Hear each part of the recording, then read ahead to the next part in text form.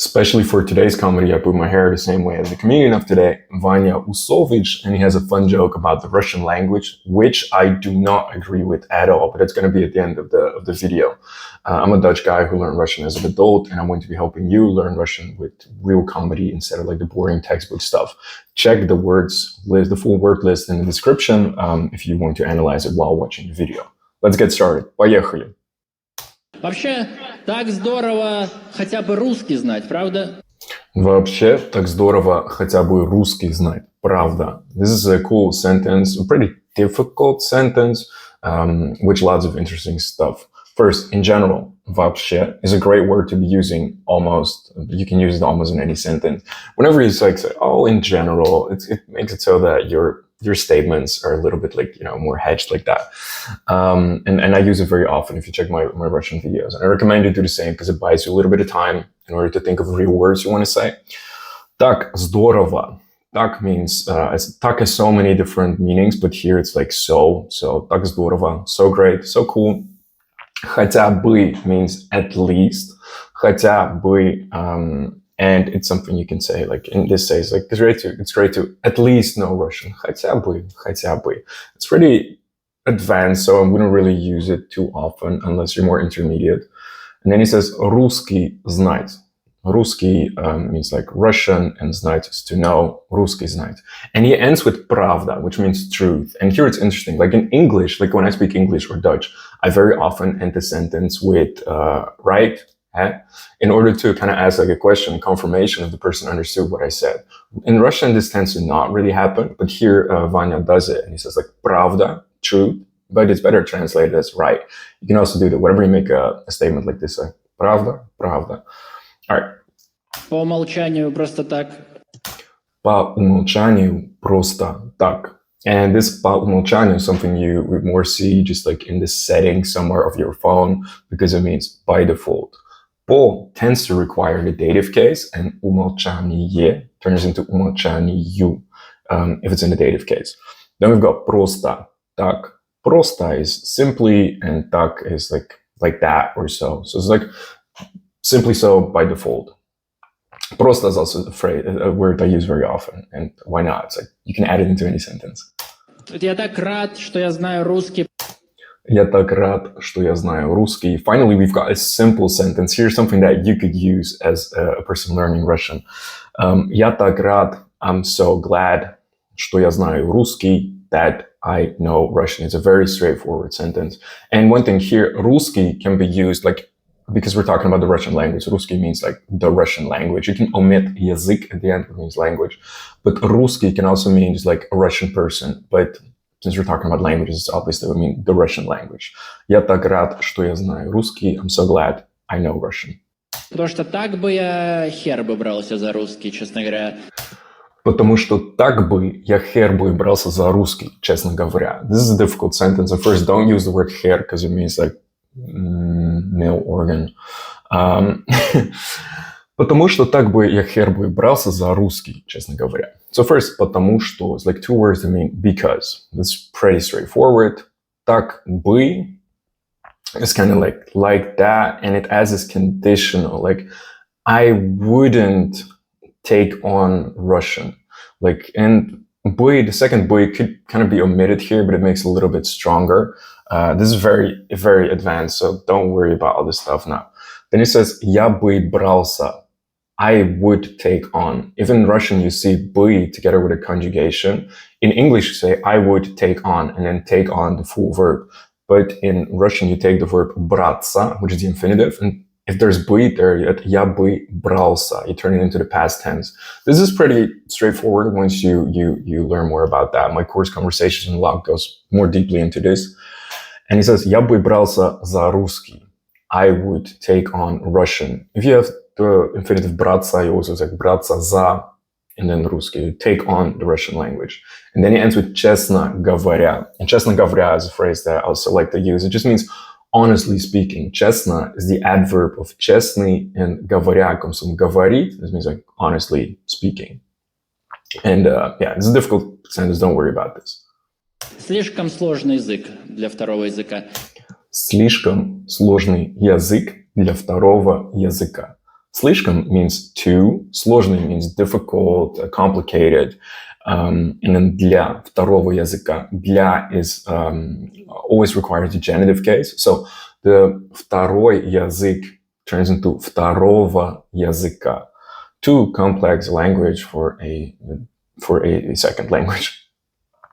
All right. Прикиньте, в русском есть рода. Рода есть в языке. Прикиньте, в русском есть рода. Рода есть в языке. So first, извините. So, прикиньте is pretty colloquial Russian. It means like imagine, or think about it. Прикиньте, and you can use it whenever you want to offer like something that you're going to like, just imagine, you're going to say something. And this is a great word because almost no foreigners use it. And I didn't say it for probably like, 6-7 years. And then I recently started using it in some videos. And people was like, wow, he's saying the word прикинь or прикиньте if you're using a plural. And then it's like, yeah, this is a great word. Whenever I said it like in person to people, I was like, oh, you said прикинь. And it's a nice word to use. Then he says, в русском есть рода. В русском, it's a prepositional case. It means like in the Russian. And then he omits language. Есть рода. So in general, you don't need to use the word is, am, are in Russian because you can just omit them. If I say я Ari, it's implied like I say I Ari, but it's implied that I am Ari. But есть is something where you can emphasize when there's really something. You can say есть рода, there are genders. Рода есть в языке. Genders are there in the language. And it's to emphasize that something is there. То есть иностранцы садятся учить, и такие...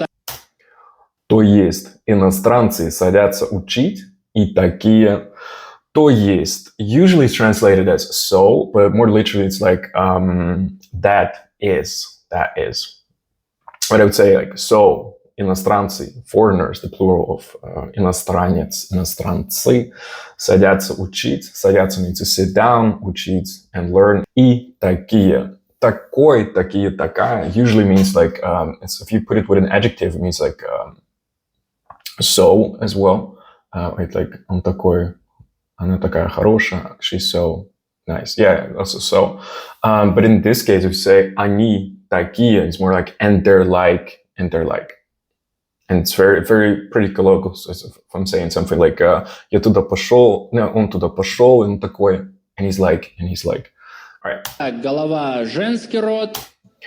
Так, голова, женский род.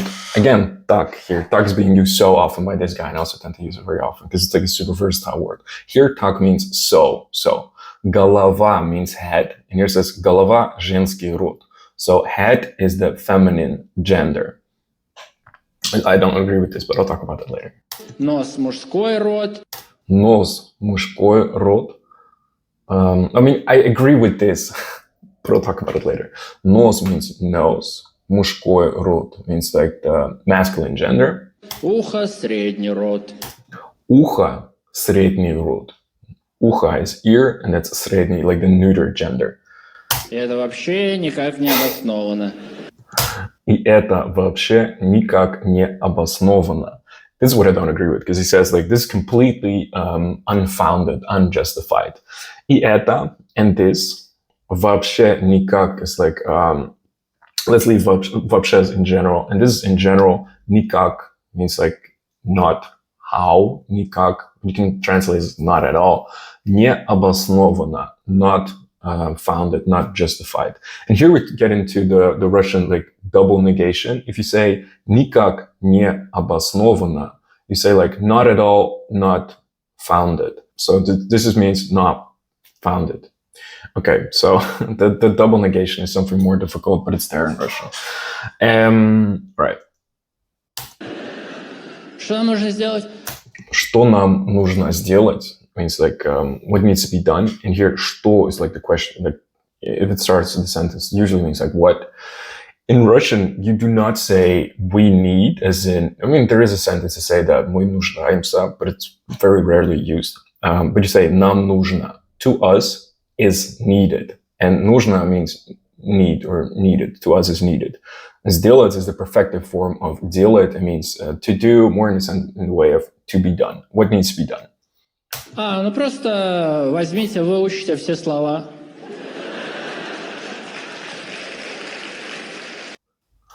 Ну просто возьмите, выучите все слова. This is the punchline. And here it says, ну просто. Well, simply возьмите, выучите. Like, it's the imperative one. Take and learn все слова, all the words. And what he means here is like that it's so completely random to be learning like the different noun genders, that because it's so random. And in order to know exactly what it is, you just need to go and learn all of them. I completely disagree with that. While there are some words, but in general, there's a couple of big rules. And if you give me any random Russian noun, and I mean random, don't look them specifically up, then there's like a 95, 98% chance, even if I teach you the rules, like the most simplest rules, there's like 95% chance that you will be able to say correctly whether it's masculine, feminine, neuter, or plural, basically. And the rules are as follows. So Vanya is not right here. I mean, for the joke, I understand why you did this. But the thing is, we start here with голова, женский род. Like head is a female gender. If a word ends in a or ya, written, then it's always, always, like 99.9%. There are a couple of exceptions, but it's almost always feminine. Then nos is a masculine noun, and it means that if a word ends in a consonant like d, all the regular consonants, or y, then it's almost always masculine. And if a word ends in o or ye, written, then it's almost always neuter. Now, ucha is a little bit of an annoying word because if you say it, it sounds like it ends in an a. But if you write it down, if you read it, then it's like o. And this is because Russian, if there's an unstressed o, then it sounds like an a. But in general, those are the three main rules. And if you know those, there are a couple of exceptions. You can almost understand all of them. All right. I hope you enjoyed this video, and watch this video next if you're interested in more comedy.